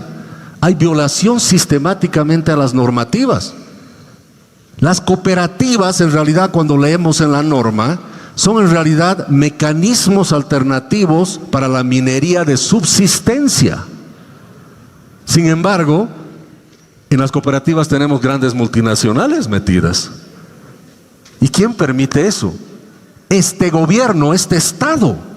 Por eso es que queremos nosotros llegar al gobierno para cambiar este Estado. La corrupción, la violación a la ley, el favoritismo, la protección a lo ilegal es parte del sistema. Yo quiero llegar a ser parte de ese sistema, no para administrarlo, sino para desmontarlo. Y eso se empieza haciendo cumplir las leyes tal como están en el país. Les aclaro que hay todo un mecanismo también, por supuesto, de incentivos perversos que hacen que eso suceda. Si tienes 7, 9 leyes que te permite quemar sin razón, o perdón, sin penalidad, el gobierno te está dando esa posibilidad. Hay un tema de propiedad también que es, obviamente necesitamos más tiempo para esto, que es bien importante. Antes en la ley minera tenías concesiones mineras, que eran heredables, eran hipotecables, eran transferibles, podías venderla. Entonces el que tenía una concesión protegía esa propiedad privada porque su valor bajaba si es que lo contaminaba o hacía algo con eso. Hoy en día se ha desmontado ese sistema. Entonces básicamente las concesiones son temporales, son acuerdos temporales con el Estado, y ustedes saben que lo que no es lo que es de todos no es de nadie. Entonces por eso depredan esa propiedad, la pueden contaminar, la pueden destruir, porque no es de ellos. No tiene ninguna consecuencia económica contra quien tiene esa concesión. Por eso volver a los temas de propiedad privada son bien importantes. Lo único que se protege por los ciudadanos es lo que está en el ámbito de la propiedad privada. Todo lo demás no se proteja, se lo deja que el Estado lo haga. ¿Y lo hace? Claro que no. Entonces necesitamos que el Estado empiece a proteger también. Por ejemplo, en el tema medioambiental, una propuesta que nosotros tenemos es el siguiente: la Armada Boliviana, en realidad la Fuerza Naval, tiene que ser una fuerza, ¿no?, de control fluvial, lacustre, pero también le tenemos que dar una nueva misión: ser los guardabosques y los que protejan el medio ambiente, con el mismo presupuesto que hay hoy día. Seamos eficientes. Necesitamos una fuerza y una presencia del Estado en la protección medioambiental. Muchas gracias.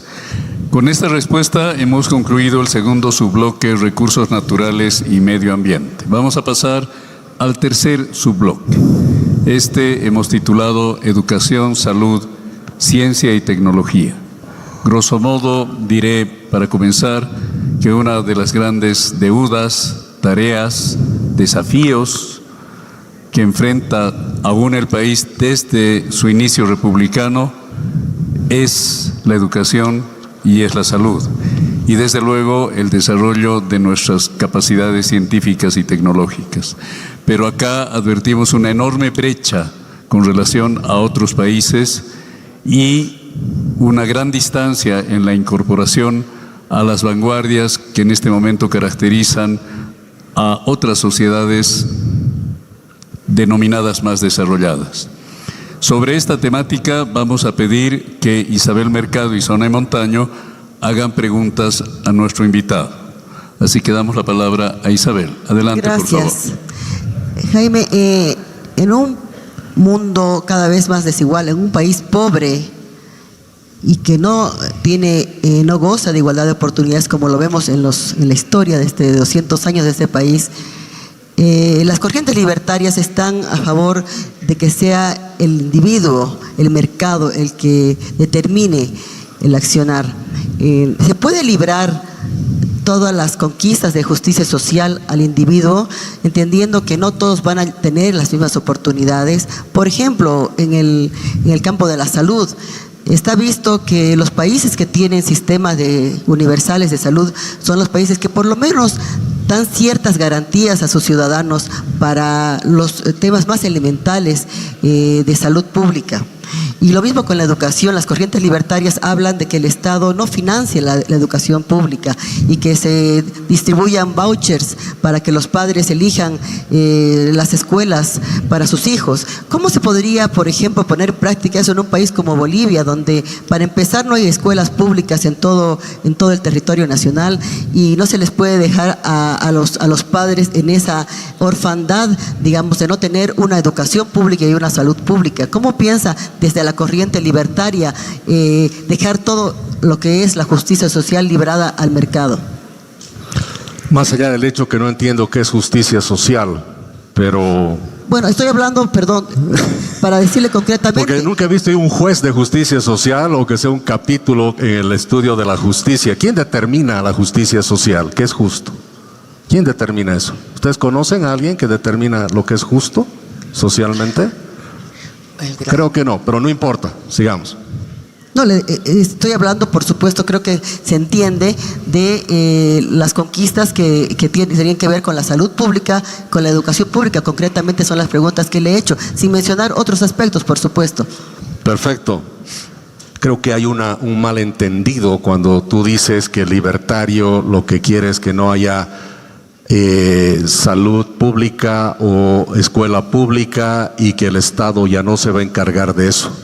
Totalmente falso. Me sorprende que tú digas que lo veas como algo malo eso de que el individuo sea el que tenga que accionar o tomar alguna decisión. Todo lo contrario, yo creo que los individuos somos los que debemos tomar las decisiones.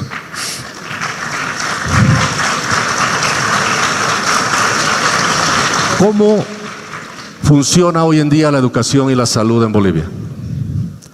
El 98% de los niños de alguna manera accede a la educación, pero solo el 1% entiende algo de lo que ha supuestamente aprendido en esa escuela. Bolivia gasta cerca del 10% respecto a su Producto Interno Bruto en salud, lo mismo en educación. Porcentualmente respecto al Producto Interno Bruto es uno de los porcentajes más altos de Latinoamérica. Eso es cierto, es hasta el doble de otros países, es mucho más respecto al Producto Interno Bruto que Argentina, Brasil, México, etcétera, etcétera. Pero ¿cuál es la calidad de educación que tenemos? Primero, 4.000 millones y algo de dólares al año va a educación.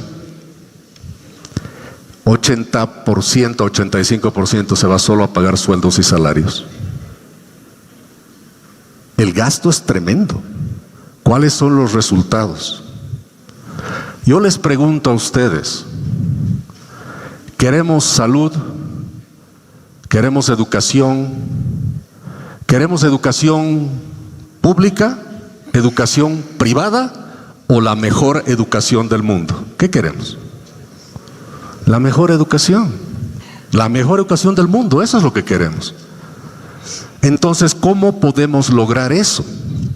Lo que estamos diciendo en este tema de Isabel, de los vouchers, si nosotros distribuimos los 4.000 millones de dólares por cada estudiante, depende del cálculo, cómo lo haces y qué grupos agarras de estudiantes, son más o menos 1.400 a 1.500 dólares por estudiante que gasta el Estado boliviano, por cada estudiante.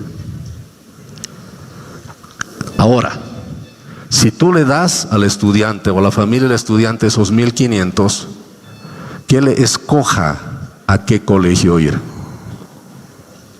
Si quiere ir a uno público, que vaya, pues y lleve su voucher al colegio público. Si quiere ir a uno privado, que vaya a uno privado. ¿Va a seguir el Estado dando recursos para la educación? Pero claro que sí. La única diferencia es que el estudiante decida dónde quiere estudiar. ¿Por qué tenemos miedo a que el individuo decida? Hemos visto en el tema de colegios, en Bolivia, hay colegios privados desde los $700 más o menos al año hasta los $7.000 al año. Tienes 1.500, tú escoge dónde quieres estudiar. ¿Cuál es el problema? ¿Por qué tenemos miedo a pensar de que sea la familia y el estudiante el que escoja dónde quiere estudiar? Algo tan básico como eso. Y si no te alcanza para cubrir la magistratura de una universidad privada, bueno, en algo te va a ayudar. Ahora, yo les digo, ¿tenemos que tener la mejor educación del mundo? ¿La podemos tener? Claro que sí, claro que sí. ¿Cómo? Las mejores universidades del mundo, Harvard, MIT, Princeton, los que hemos tenido alguna posibilidad de estudiar en algunas de estas universidades, ¿sabes cuánto nos ha costado? 0. Una de estas universidades puede costarte $90,000 al año. Lo difícil no es pagar, créanme, lo difícil es entrar. ¿Habrá estudiantes en Bolivia que pueden entrar a estas universidades? Claro que sí. Muchos, creo yo. El Estado, buscando la mejor educación del mundo, debería tener un programa para que todos los estudiantes de Bolivia, los mejores estudiantes, puedan tener el apoyo para aplicar y tomar los exámenes para entrar a estas universidades. Y si logran entrar, bienvenido. El gobierno que te mande al aeropuerto a alguien que te dé la mano y te diga: felicidades, hermano, eres un boliviano del que estamos orgullosos todos. Ve, aprende y ojalá vuelvas a Bolivia, tu patria te va a esperar. Gracias por la respuesta.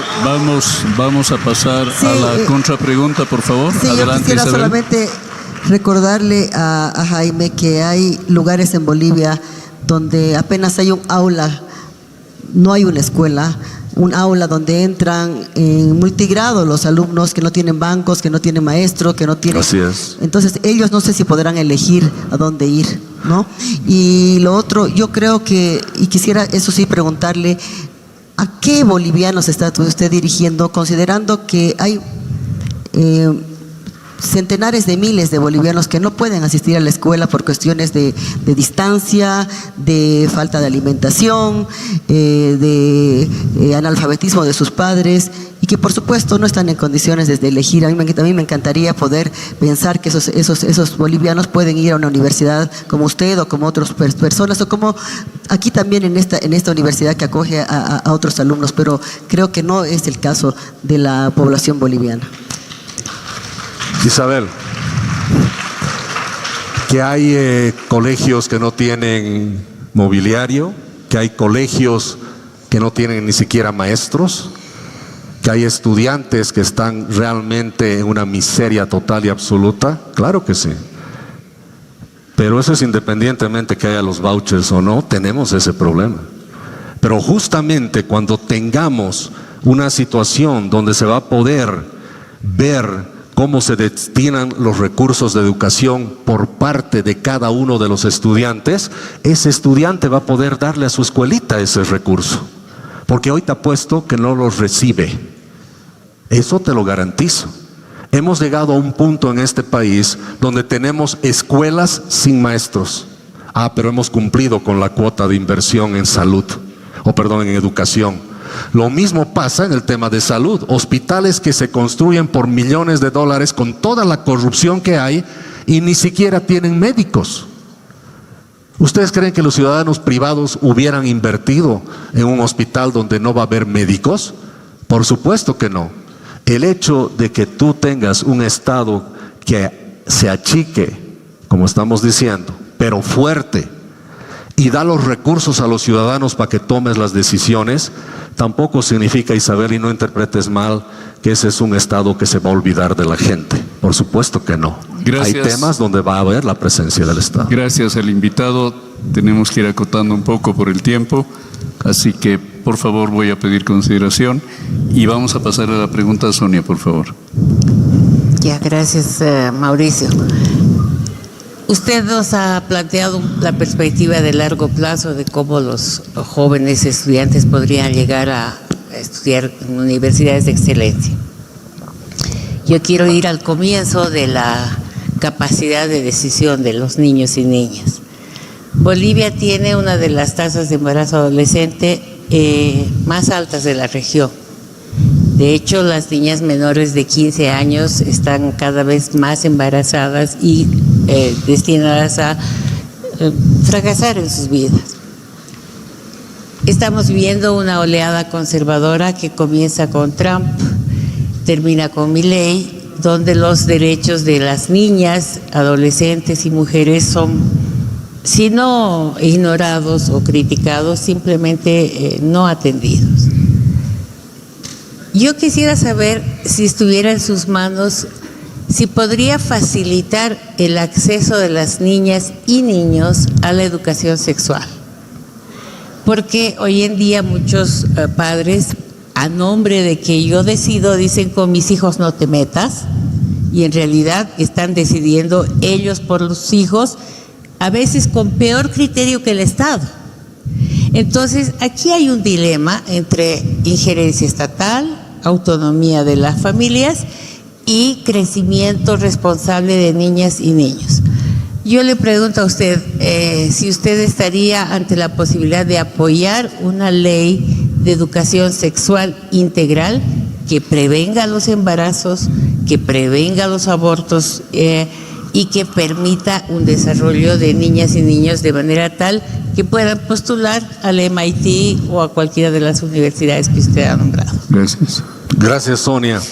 Pero mira, lo que pasa es que tu pregunta viene con ciertas suposiciones que me hacen pensar en lo siguiente, o estoy leyendo mal. ¿Tú crees que el Estado es el que sabe más de qué hay que hacer? ¿Tú crees que el Estado es el que sabe cómo hay que educar sexualmente a los niños? Cuando eso puede ser, obviamente, y debe ser algo que nace de los mismos padres. Los padres pueden dar esa educación. Eso no significa que haya una educación mínima desde el punto de vista biológico, ¿no es cierto?, en las escuelas, como tiene que haber.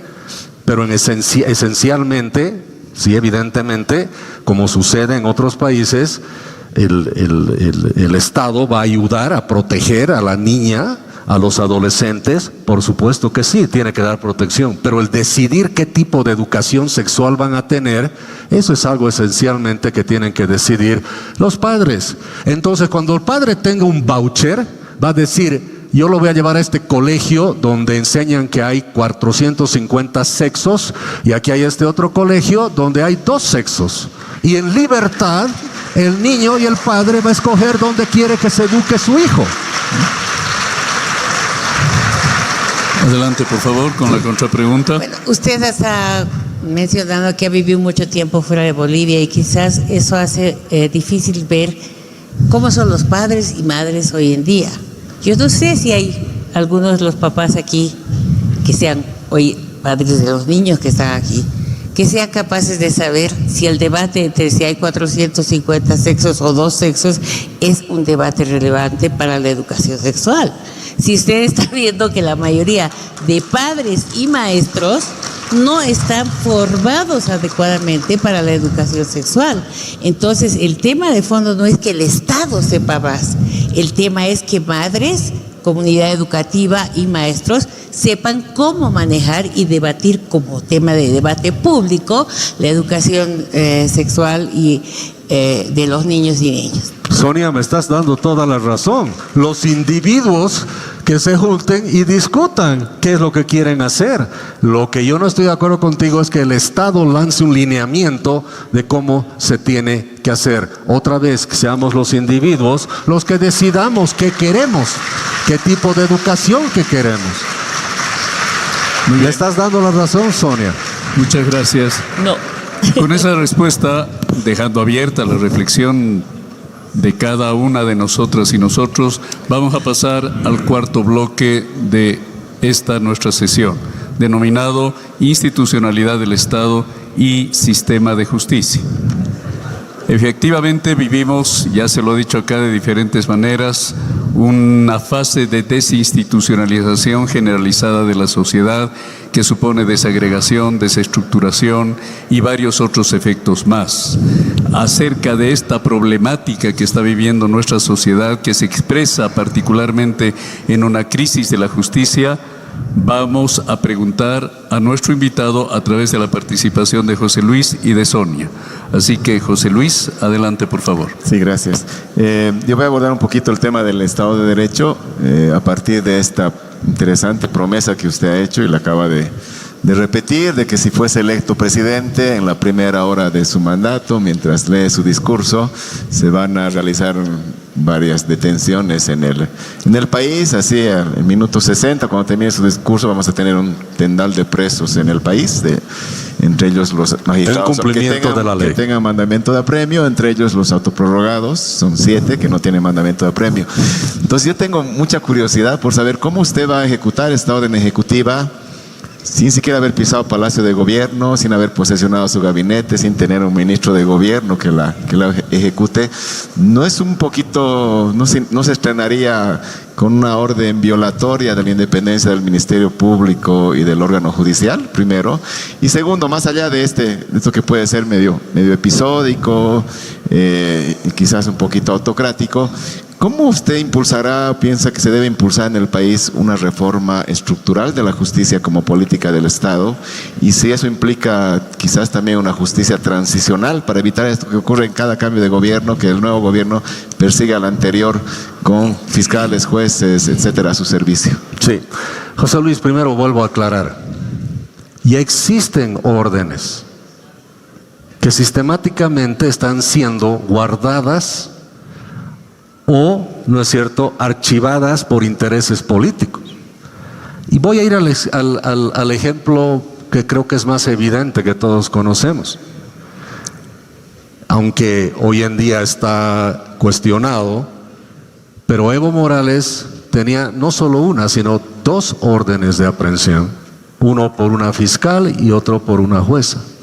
¿Por qué? Por haber incumplido con la ley de presentarse al proceso de investigación. Sin embargo, esa orden judicial nunca ha sido, esas 2 órdenes judiciales nunca han sido ejecutadas. Nunca. ¿Por qué? Porque hay protección. Porque hay protección. Entonces, yo no veo por qué tú dices sería autocrático que la primera hora que estás leyendo tu discurso, primero que ya eres presidente, esa orden no se ejecute. Esa orden ya tiene que estar ejecutada. Es más, en flagrancia tienes a los autoprorrogados, es verdad, no tienes órdenes. Pero es más, hasta por la misma ley, por el incumplimiento que tienen, cualquiera de nosotros los puede ir a arrestar a estos señores, arresto ciudadano, cualquier rato. Y eso, si es necesario, lo voy a hacer hasta antes de ser presidente. Yo voy a iniciar el proceso de frenar a los autoprorrogados. No necesitamos ser siquiera presidente para eso. Hemos llegado a un punto donde el cumplimiento de la ley de manera estricta y contundente, ahora se piensa que es algo autocrático, cuando es normal en cualquier país. Gracias por la respuesta. Sí, ojalá los ciudadanos no tengamos que llegar a un estado de no derecho de ejecutar órdenes de aprehensión. La segunda parte de mi pregunta que le hacía, ¿cómo usted piensa impulsar una reforma de la justicia como política de Estado y si eso incluye una justicia transicional? Bueno, excelente. Que quede claro, no hay libertad sin justicia. Y no hay justicia sin límites al poder. Sobre eso tenemos que trabajar. Una de las primeras medidas que hay que hacer en desmantelar el abuso de la justicia que tiene el Poder Ejecutivo, y lo he dicho y lo vuelvo a repetir aquí, es la eliminación del Ministerio de Justicia como primera medida. El Ministerio de Justicia, pónganse a pensar, es una entidad del Estado que está en el Poder Ejecutivo. ¿Para qué? Para dominar al Poder Judicial. En vez de que mantengamos los poderes separados, a través del ministro de Justicia se vinculan los 2 poderes. ¿Y para qué? Para proteger al Poder Ejecutivo, para cumplir las órdenes del Poder Ejecutivo. Más allá del hecho de que haya sido legal o ilegal, lo que sea, una jueza pone una orden de arresto a Evo y ahora una jueza retira la orden de arresto y el Poder Ejecutivo ordena que se arreste a la jueza. Imagínense esa promiscuidad que tenemos. La justicia está podrida porque nace desde el Poder Ejecutivo la dominancia sobre el Poder Judicial. Y lo voy a decir claro porque no tengo miedo a decirlo. Si el ministro de Justicia es abogado y tiene un bufete, ¿saben dónde se resuelve la justicia? En el bufete del ministro. La justicia tiene precio. La justicia se ha vuelto un elemento de persecución, de creación, de perseguidos políticos y de arrestar al disidente. Yo he sido víctima de esta justicia. Hemos llegado a un punto donde un ministerio de gobierno, que es otro ministerio que hay que sacar, puede hacer un documental y eso se vuelve prueba suficiente para mandar a arrestar a la gente. Ese supuesto golpe de Estado. Yo había sido una de las estrellas y no me han avisado de ese documental. Pero fíjense, si hay un documental, hay un video, hay una novela. Si hay una novela, hay un libreto, hay un guión, hay quien escribe el guión y hay un director de la película. La justicia se ha vuelto un libreto, ya no necesita de pruebas, solo necesita que alguien escriba un guión. Gracias. La reforma a la justicia tiene que empezar quitando ese ministerio de justicia y ese ministerio de gobierno. ¿Saben por qué se llama ministerio de gobierno? Porque solo sirve para el gobierno, no para los ciudadanos. Muy bien, muchas gracias. Vamos a pasar ahora a las preguntas de la panelista Sonia Montaño. Adelante, por favor, Sonia. Gracias, ¿se oye bien? Sí, sí, adelante. Yo quisiera intentar una mirada de largo plazo. Es muy interesante lo que usted plantea para medidas inmediatas como las que acaba de señalar, pero efectivamente la cultura de la paz, de la solidaridad, del respeto, de la igualdad, de la libertad, de todos los valores que son caros al liberalismo que usted profesa, requieren pues de una recuperación de la memoria y del respeto a los derechos humanos. Derechos humanos que se están violando recientemente con mucha claridad, pero que todavía han quedado pendientes, por ejemplo, respecto de todas las violaciones a los derechos humanos durante las dictaduras militares. Hay gente que todavía vive y ha sido víctima y no ha sido reparada ni beneficiada con las leyes de derechos humanos. Y me pregunto si como esa idea que usted tiene de un paquete de medidas, podríamos imaginar que siendo usted presidente va a dictar una amnistía general para todos los presos políticos. Segundo, poner en marcha lo que hacen muchos países, que es comisiones de la verdad, donde se indague para obtener justicia y no solamente sancionar a los responsables recientes, sino aquellos que todavía viven y caminan impunes, sobre todo, por ejemplo, en el caso de las Fuerzas Armadas, que mantienen secretos respecto de las víctimas que han desaparecido durante las dictaduras militares. Entonces le pregunto si a usted le resulta atractiva la posibilidad de una política de derechos humanos que comience probablemente con una amnistía para todos los presos y presas políticas, pero que se complemente con una construcción social del respeto a la igualdad y que dé fin a la impunidad con la que estamos acostumbrados a vivir hasta ahora. Gracias, Sonia. Antes de darle la palabra al invitado, quiero pedirles que vayamos acotando, por favor, porque estamos ya llegando al límite de la hora. De acuerdo. Tiene la palabra, adelante. Mira, Sonia, me han hecho varias veces la pregunta de otra manera, la primera parte de tu pregunta, diciendo, si usted es presidente, ¿usted liberaría a los presos políticos? A todos los precandidatos los escucho decir, sí, yo los voy a liberar. Pero ojo, y no se me malentienda, el presidente lo único que tiene que pedir es que la justicia funcione, que el imperio de la ley vuelva y la ley se ejecute como deba de ser. Y eso automáticamente va a hacer que todo el que está injustamente apresado salga libre. No solo los presos políticos, todos esos ciudadanos también que están presos y son inocentes. ¿Por qué quiero aclarar eso? Porque no me parece correcto que un presidente ordene quién sale libre. Otra vez estamos hablando de que no hay independencia de poderes. El presidente está decidiendo. Y un presidente que tiene el poder de decir quién sale libre, también tiene la potestad de decir quién entra a la cárcel. El que deja de libertad, el presidente que dice que se deja en libertad a una persona por su simple deseo, es tan tirano como aquel que mete a la cárcel a cualquiera. La justicia debe ser independiente, y el momento que el presidente dice y ordena que la justicia no sea intervenida por el poder político, automáticamente los presos políticos van a salir de la cárcel. No porque el presidente lo dijo, sino porque la justicia funciona. Muy bien, muchas gracias. Pasamos a la contrapregunta, por favor.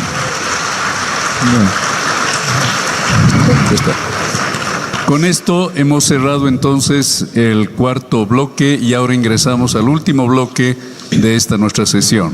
Hemos denominado desafíos de gobernabilidad. Harán las preguntas por una parte José Luis y por otra parte Isabel.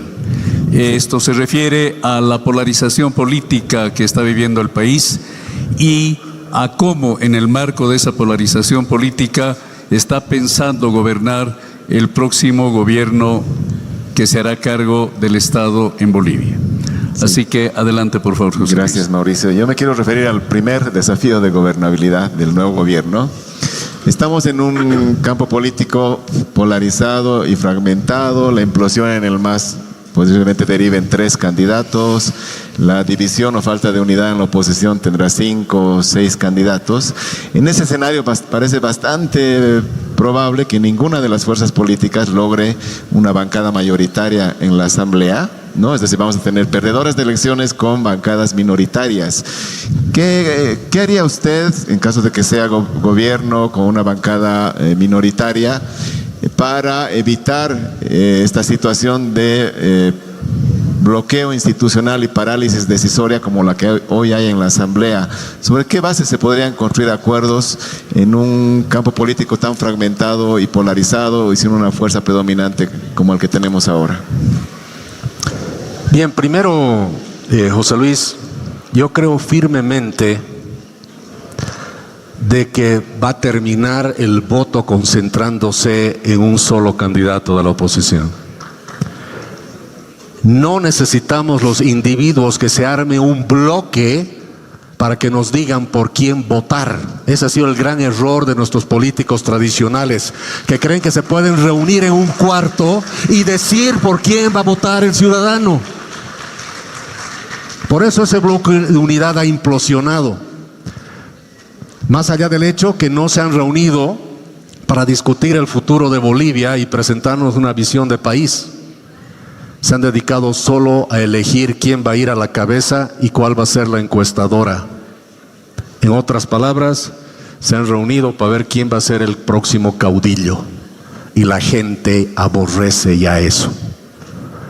La unidad se va a dar con las propuestas que escuche la gente, y la gente automáticamente va a decir: yo voy a decidir por quién voto, no un bloque de unidad. Eso creo que es bien importante. Segundo, yo estoy seguro que ese candidato va a lograr tener el caudal de votos necesarios para tener la gobernabilidad. El 89% de los ciudadanos han dicho en todas las encuestas que quieren cambios. El 81% ha dicho que quiere cambios rápidos, inmediatos. Los ciudadanos creo que son suficientemente inteligentes para darse cuenta dónde viene la renovación, dónde viene el cambio, y son suficientemente inteligentes para saber que el cambio no se puede hacer si no hay gobernabilidad. Por eso, más que nunca, la responsabilidad de los ciudadanos hoy en día es muy grande, especialmente de ustedes jóvenes que representan el 60% del voto. El futuro de Bolivia está en manos de ustedes principalmente. No solo escuchen lo que dice el candidato, sino lean las propuestas que se hacen. Y busquemos todos juntos la gobernabilidad, empezando con el voto, que concentre el voto necesario para dar gobernabilidad. Gracias. Vamos a pasar a la contrapregunta de José Luis. En la hipótesis, que yo creo que es bastante probable de que no haya un candidato mayoritario, ¿cómo cree que se pueden construir acuerdos en una asamblea fragmentada y polarizada? Bueno, a ver, primero tendríamos que preguntarnos por qué hoy en día no se puede hacer acuerdos. Y si hay acuerdos hoy en día con el gobierno del MAS, es con prebendalismo, es cuoteando al Estado. Seamos claros que el masismo es en realidad un conglomerado de 30 y algo grupos sociales que no gobiernan para todos los bolivianos, gobiernan solo para ellos. Y como ellos tienen calle y tienen poder de bajar a un gobierno, por eso están con el gobierno. Nosotros tenemos que cambiar eso. Primero, creo que es bien importante de que hoy en día se presenta un gobierno donde justamente presentemos que el nuevo gobierno no es un botín para el prebendalismo, sino que realmente es un Estado que va a gobernar para todos. El hecho que tú tienes una reunión de empresarios, una reunión de la COB con el gobierno para definir el salario mínimo, significa que está dejando de lado a todos los empresarios privados. Ese es un ejemplo del diálogo que no debe de haber. Tenemos que participar en el diálogo absolutamente todos. Es bien importante que quede claro también de que Bolivia como país está secuestrado por ciertos gremios y por ciertas corporaciones, que si no se da lo que ellos demandan, pueden tumbar un gobierno. No podemos ser un gobierno que funciona bajo amenaza o bajo secuestro. Eso tenemos que cambiar en el país de entrada. ¿Y por qué sucede eso? Porque todas las instituciones del país no existen, no se confía en el gobierno, no hay instituciones, repito, confiables, ni reglas estables. Entonces, por eso es que todos se acercan al gobierno para formar parte de él prebendalmente y presionan si no reciben lo que quieren. Esa es la forma de Estado que hay que cambiar. No podemos funcionar así. Tenemos que ir primero con el diálogo. Segundo, no vamos a funcionar bajo amenaza o bajo secuestro estatal. Tercero, tampoco puedes funcionar en una situación donde yo te apoyo, pero a cambio que me des media tonelada de oro al mes. Eso no puede ser así. Tenemos que cambiar la forma en que el Estado funciona. Cómo el Estado está funcionando en este momento. Y para eso, José Luis, creo que el diálogo tiene que volver a Bolivia. La historia de Bolivia se ha construido después de crisis grandes y hemos sobrevivido muchas crisis porque los bolivianos hemos tenido la habilidad de sentarnos a dialogar. Lo que pasa que ese pacto social político de solucionar problemas en los últimos 20 años ha desaparecido porque estamos bajo un régimen que no cree en el diálogo. El gobierno va a venir con libertad, transparencia y el diálogo por adelante. Muchas y gracias. confío que vamos a repetir la historia del pasado, de salir de los problemas con un pacto entre todos los bolivianos. Gracias nuevamente.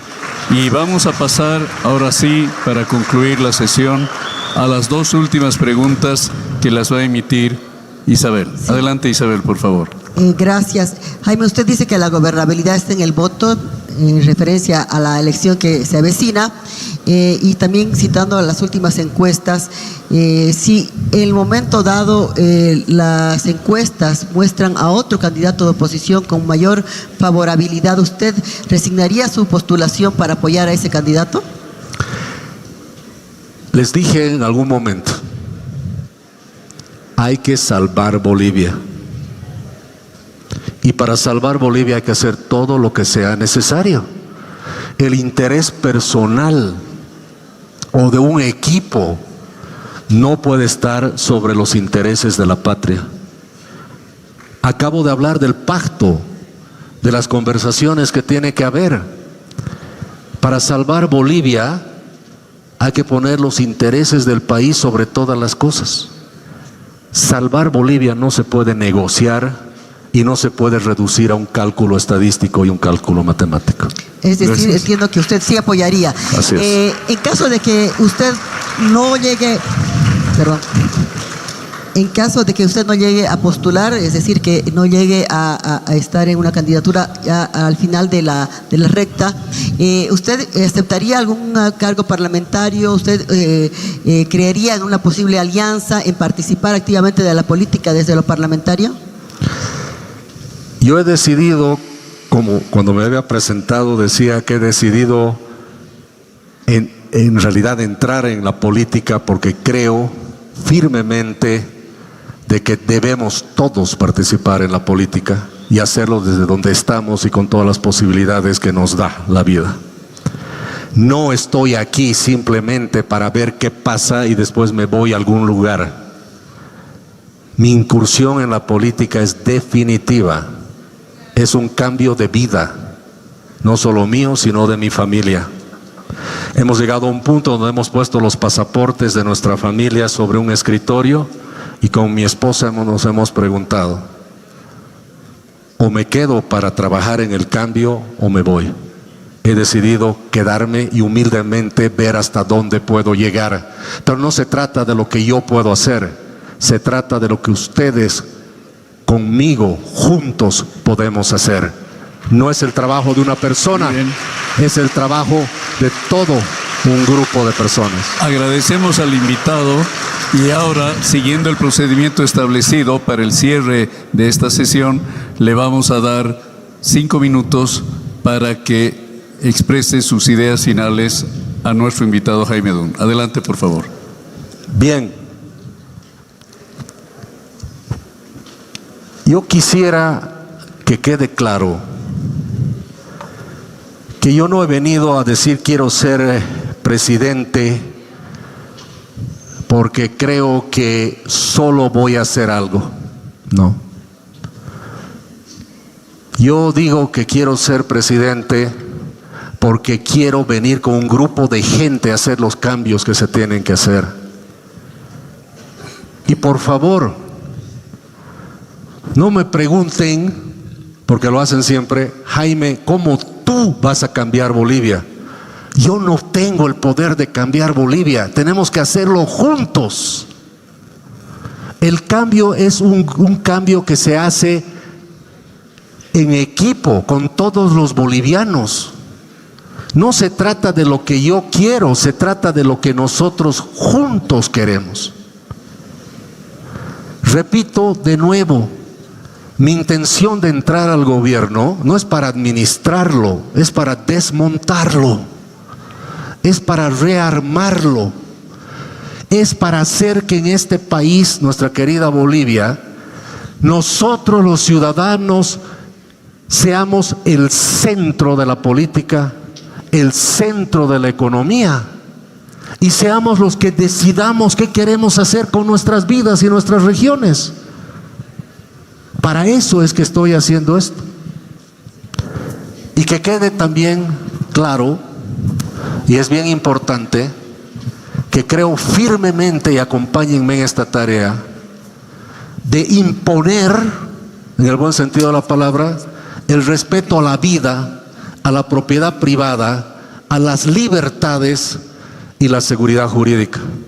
Ese es el trabajo que creo que debemos de hacer. Y no se trata de lo que el Estado nos tiene que dar. Se trata de lo que el Estado nos tiene que devolver porque nos los ha quitado. Nos ha quitado la posibilidad de dormir tranquilos. Nos ha quitado la posibilidad de emprender en paz.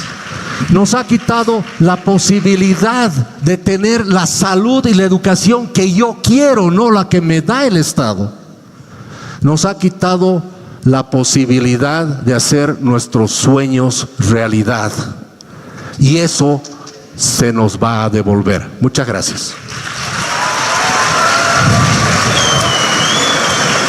Agradecemos a nuestro invitado Jaime Dun, agradecemos a nuestros panelistas Isabel, José Luis, Sonia, y nada más recordarles a todas ustedes, chicas, chicos, profesoras, profesores, invitadas, invitados, que el país necesita aún mayor reflexión, pero es este tipo de información la que nos da esa posibilidad para tomar una correcta decisión en las elecciones próximas, si es que estas se realizan, esperemos que sí. ¿Me permites un comentario de un minutito? Claro. Hablando a la juventud. Insisto, el futuro está en manos de ustedes. Yo sé que muchos jóvenes, y he hablado con muchos jóvenes, dicen que no quieren meterse en la política, son apolíticos, dicen que la política no les afecta y es algo de viejos. Mentira, te afecta más de lo que tú crees. Agustín Laje, en un libro, dice que el apolítico, en la antigua Roma se lo llamaba el ideo. Ideo, en el romano antiguo, era el apolítico, el que cree que la política no le importa y no le debería importar. Esa palabra ideo se ha convertido en ideos, después en ideost, y hoy en día es idiota. Idiota es el apolítico en realidad, el que cree que la política no le afecta. Queridos amigos jóvenes, no sean idiotas, vayan a votar. Bien, con esa última intervención voy a pedir por favor al rector de nuestra universidad, al doctor Oscar Molina, que nos dirija sus palabras de cierre.